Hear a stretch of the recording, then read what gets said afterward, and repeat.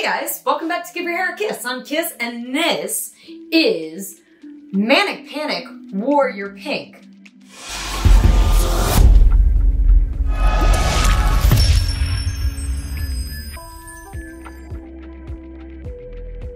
If you're new here, hey, hi, hit subscribe. I'm here for you to help give your look a kiss. If you're liking what you're seeing, give me a kiss, give me a like, share, comment, have a little conversation with me. We'll have a good time. Let's get into this. Pre-bleached, ready to go. But, we're gonna do more than just me today. It's not just about me. I mean, it's kind of about me, but it's more than me. I wanna answer some questions that I see in the comments pretty often about semi-permanent color. And whether or not you need to bleach your hair first in order to use the color. So, aside from trying out the Manic Panic Pink Warrior, I probably said Warrior Pink before, it's Pink Warrior. We're also gonna try this color out on my multicolored mannequin. I can show you guys firsthand what the color is gonna look like on blonde, the salt and pepper, mostly white hair, black, and then our medium brown. This is like a level 6. Okay, so 10, 6, like 2. And then the salt and pepper. What else are we looking for in a semi-permanent color when we're trying a new one out?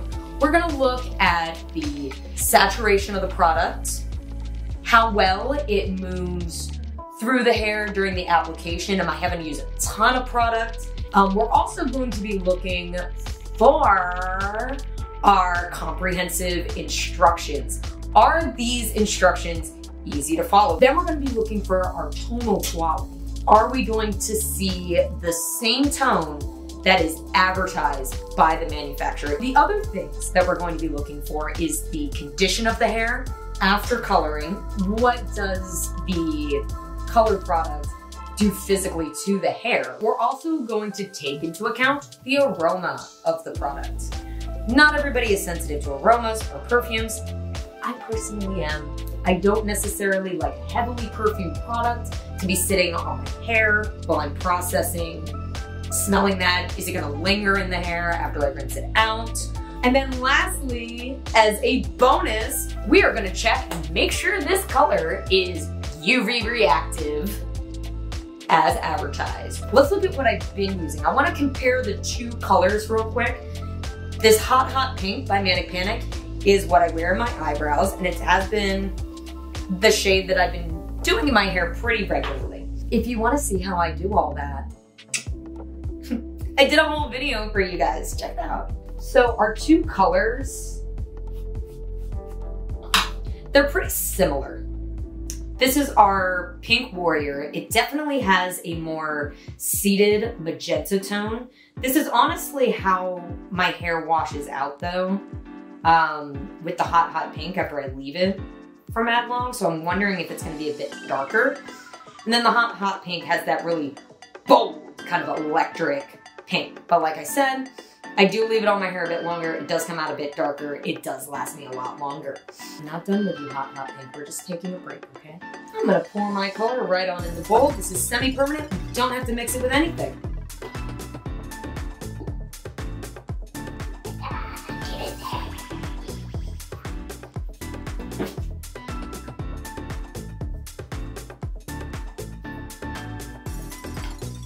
Cute. Alrighty, so I'm gonna start with my mannequin, right here in our blonde quadrant.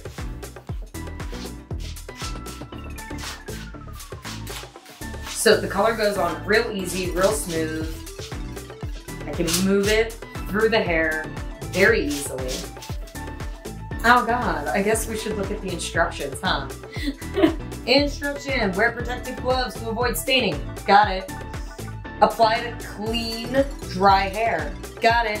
Saturate hair thoroughly, avoiding the scalp. I am gonna put this right on my scalp. Cover hair in plastic cap and leave on for 30 minutes. Rinse hair in cool water until it runs almost clear. Fades gradually with each shampoo. comprehensive instructions.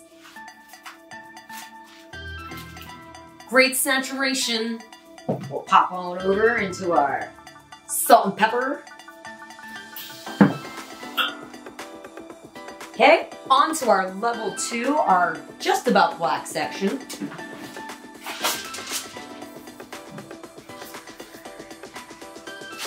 If plastic Kool-Aid had a scent, oh yeah!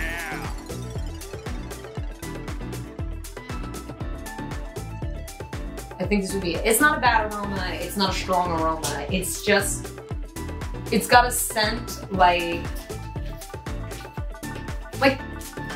sweet, but almost plastic. It's not a bad smell, it's just a very light aroma. Last section, our level 6 are, and this has a little bit of a reddish undertone to it. It's a pretty common hair color. And right on the hair. Cool. So we're gonna set her aside. We're gonna let process for 30 minutes, rinse them out, see what we got on each different level of hair. Now it's my turn. So I'm gonna throw this in my hair. I'm just gonna trust it. I'm just gonna hope for the best on this. Worst case scenario, it's too dark. And I'm not too worried about that because it'll shampoo up. So like I said, I've already pre-lightened. If you want to see how I do this whole process, start to finish with my lightener, haircut, toner, brows, the whole thing, like I said, I got a video for you and it is tagged down at the bottom of the description. Also, every product I'm using, right down there. Check them out. Let's get this on my head. So I'm gonna start right there. I'm not gonna be super neat about this. Just gonna slap it on, comb it through. In terms of application, it doesn't look that different either on camera or in the mirror than the Hot Hot Pink. So, I don't know. I'm not super sure why it doesn't say don't apply to the scalp. I mean, this can stain the scalp. I like a little stain on my scalp because I have thinner hair up front due to things like stress. So it just kind of makes my hair look fuller if it's kind of stained for a couple days, you know? So I'm gonna go double check and make sure I didn't miss any spots. I'm gonna process this for 30 minutes. We're gonna rinse out our lovely mannequin. We're gonna rinse me out. We are going to check this color out for a tonal quality, conditioner of the hair, and then we're gonna pop on the black light. So stay tuned. It's rinsed. So I'm gonna say right off the bat, right here, before we talk about our swatches, before we talk about our mannequin, I love this color. I mean, it's my pink. This is my usual pink. It's not much different than the Hot Hot Pink. The Hot Hot Pink. However, I usually leave on the Hot Hot Pink. I know it's recommended for 30 minutes, but guess what? It isn't gonna hurt me to leave it on for an hour. So I usually leave this on for about an hour, 45 minutes to an hour, sometimes longer. I only left this for 30 minutes as per recommended, and it came out pretty much like the usual Hot Hot Pink at the recommended, you know, or rather it comes out more like the Hot Hot Pink does after like an hour. So I'm wondering if I left the Pink Warrior on for more like 45 minutes, an hour, if I could get a little more of that magenta depth, but I love it. I love it. I mean, look around. This is my pink. So already very satisfied with that. My hair feels good. It doesn't feel dried out. It actually feels good. It feels like I conditioned it. When I rinsed it out, I didn't use any post conditioner. I used a little bit of leave-in during my blowout. But elsewise, I like it. It's shiny, it's happy, it's good. Let's talk about the swatches and the aroma. No residual aroma, not that Kool-Aid plastic smell that I was talking about. So you can see, like, in my hair and on the mannequin in the blonde, boom. And I wish you guys, like, on camera, it does look a bit lighter, but in person, it is more of a very violet-based magenta. So on the blonde, yeah, level 10 and up, you're gonna see that bold, vibrant pink. Level 6 though, this kind of natural brown, you do see a little bit of color deposit. Not as much on camera. I mean, I can definitely see it a little better here. But you know, compared to where we started, it does have a tone to it. So something like this would be great if you don't want to bleach your hair necessarily, you're looking for something a little more subtle. You can apply semi-permanent tones. They won't be as vibrant, but you will get that tonal quality. And I actually think this is great for kids. You know, a lot of them just want that. It's very popular right now with the younger children to have those brighter colors. And I understand that it's not necessarily recommendable to put lightener on a young child. So I think this is wonderful for our clients under 10. On our blonde piece, there is a little depth to it. It definitely looks more purple in the end than it does right at the root there.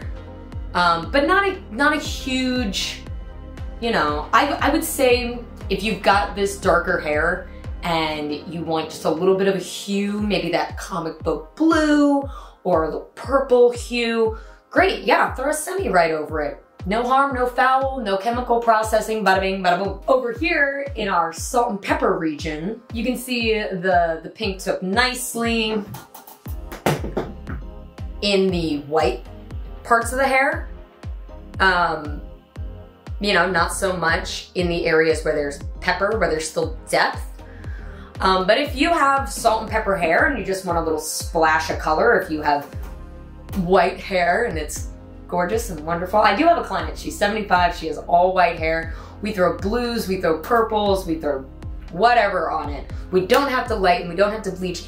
The color does sometimes rinse out a little sooner than if you do it on the blonde, if you just do it on the natural white. And that's just because white hair, Kanishis, tends to be a little more resistant. The hair changes with, you know, when it goes white, you know, the cuticles. You know what, we should probably do a video on that. If you'd like to see a video on white hair and coloring white hair, boop, comment below. I look forward to reading it. I look forward to putting together a video for you guys.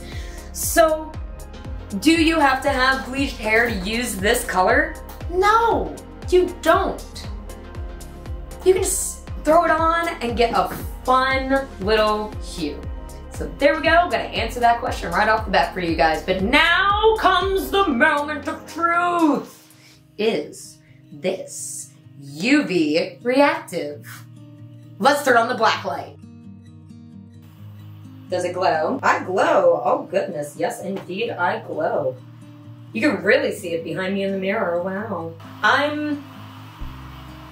love it. So even if you have that natural tone in your hair and you add one of these UV reactive semis over it, you will get some UV reaction. How great. How fun. So thank you guys so much for joining me while we checked out the Manic Panic Pink Warrior. Yeah, I could turn the rest of my lights on, I guess, but you know, I'm just gonna like chilling in my mood lighting. If you're liking what you're seeing, give me a kiss, give me a like, comment, share. We'll get a nice little conversation going to help give your hair a kiss. In between, the next time you see me, you can follow me on social media, Facebook and Instagram, give your hair a kiss. Check me out, giveyourhairakiss.com. While you're there and happen to find yourself in the New York City area, you can book an appointment with me, Kiss, here in the kissing booth. We'll have a great time. Guaranteed. But until next time, guys, give your hair a kiss.